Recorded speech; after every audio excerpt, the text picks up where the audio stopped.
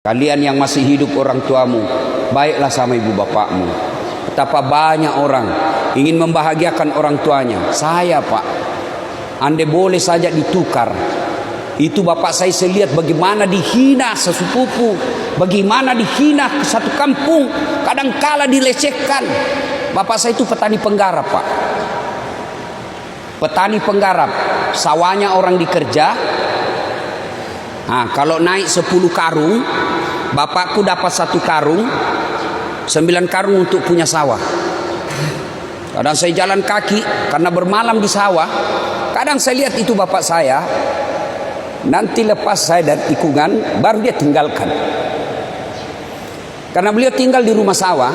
Sawah bapak saya itu 11 kilo dari rumah. Tinggal di rumah sawah. Jadi kayak kau pulang sekolah waktu SMP, saya pulang sekolah langsung ke sawah, bantu orang tua. Nanti selesai sholat maghrib baru saya pulang. Begitu cintanya namanya orang tua kepada anaknya, dia tunggu itu anaknya hilang dari pandangan baru masuk rumah-rumah sawah. Kadangkala kita mau makan itu orang tua, mau disuap, dia sudah mau masuk di mulutnya, tapi dilihat anaknya apa, dia bilang, kamu aja yang makan nak, bapak kenyang. Sayang, 1000 sayang bapak saya tidak sempat melihat saya seperti sekarang. Maka kalian yang punya orang tua, bodoh kalian kalau tidak memanfaatkan itu. Bodoh kalian kalau tidak memuliakan orang tuamu sekarang. Itu pintu masuknya surga. Itu pintu masuknya surga dengan segampang-gampangnya. Biarkan orang menghinamu, biarkan kau kontrak-kontrak rumah, biarkan pekerjaanmu seadanya, tapi kau muliakan orang tuamu. Itu yang membuat kamu gampang masuk surga. Biar tinggi pangkatmu, duitmu banyak, tabunganmu bermiliar-miliar, tapi kau lalaikan orang tuamu, demi Allah kau tidak akan masuk surga. Kenapa kalian yang masih punya orang tua tidak memanfaatkan itu? Ladang surga itu orang tuamu. Apalagi kalian yang sakit ibu bapakmu, itu Allah sayang kalian. Dia sayang kau Tuhan, nah kasih kau pintu gampang masuk surga. Lalu kenapa ketika orang tuamu sakit kau mengeluh? Tidak semua orang, tidak semua anak dikasih cobaan melawat orang tuanya. Kalian kembali kalau masih hidup orang tuamu, muliakan orang tuamu meskipun dia tidak sholat. Imma yablughanna indakal kibra ahaduhuma aw kilahuma fala taqul lahumā uff wa la tanharhumā wa qul lahumā qawlan karīmā. Apabila kedua orang tuamu sudah dalam pemeliharaanmu, sudah tua dalam pemeliharaanmu, jangan kau berkata saja dilarang, ajak mubalai. Jangan kau bantah orang tuamu. Itu perintah Quran, bukan perintah ulama, perintah Quran. Jangan kau berkata kepadanya. Wala tanharhuma wa qul lahumā qawlan karīmā. Berkata-katalah dengan qawlan karīmā, kata-kata yang mulia. Ustaz, sakit ibuku sudah 2 tahun. Ladang amal bagi kalian. Bisa jadi kalian 5 bersaudara, sakit ibumu, ada orang di antara 5 ini dia gunakan untuk masuk surga secepatnya. Ada juga yang membuat gara-gara sakit ibunya lebih gampang dia masuk neraka. Urus saja masing-masing.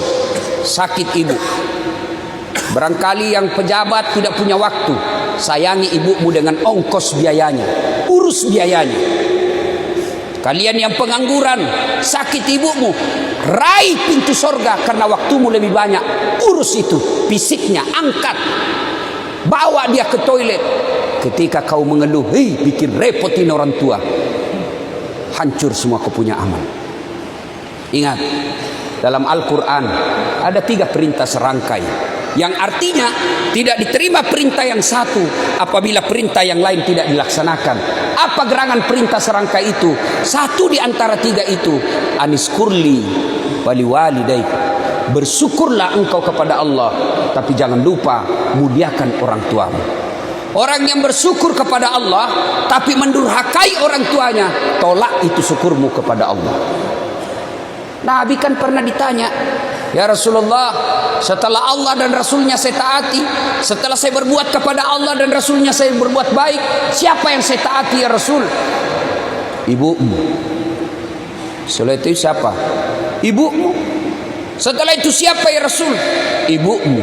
Setelah itu siapa? Bapakmu. 3:1. Kenapa ibu 3 kali?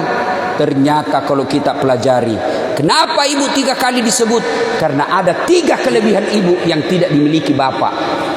1, hamil. Ada di sini pernah hamil? Paling kita menderita kalau ngidam. Iya toh? Ada di Makassar, Ustaz, apa doanya supaya berhenti ngidam istriku? Saya bilang, ngidam apa istrimu? Dia bilang, nanti dia bisa tidur kalau dia lihat saya duduk di atas lemari. Menderita kau terus.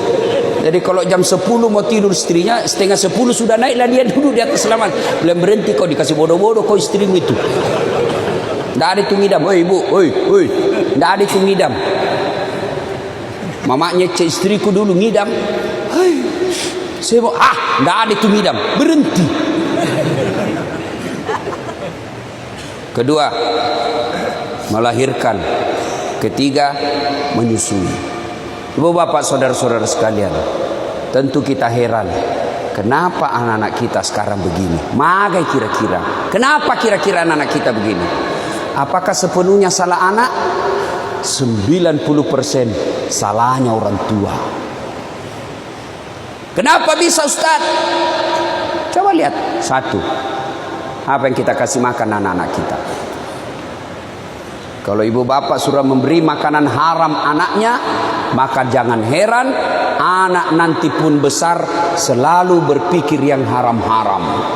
Coba lihat anak-anak pejabat yang korup. 3 anaknya.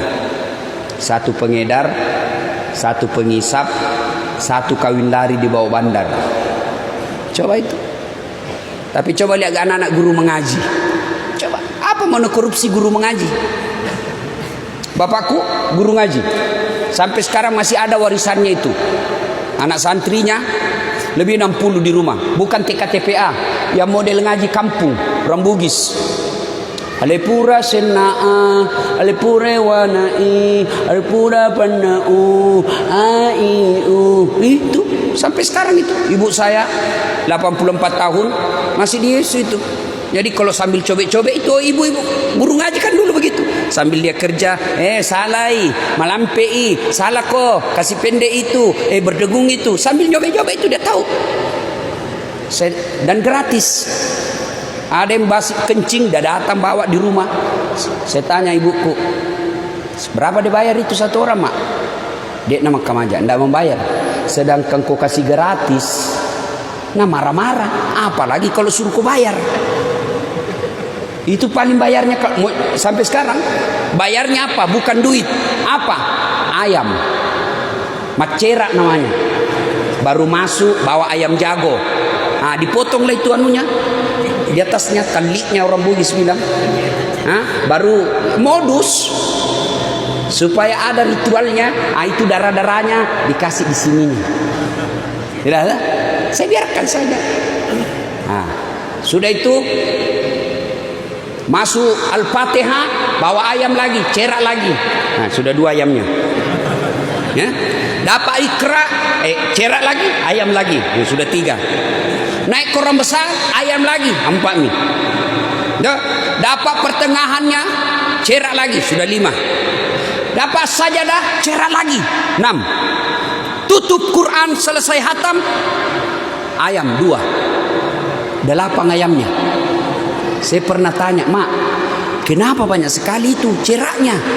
Banyak ayamnya. Nah bilang, ya itulah untung kita. Itu korupsinya kasihan guru mengaji paling itu. Tapi coba anggota DPR, lain cuy.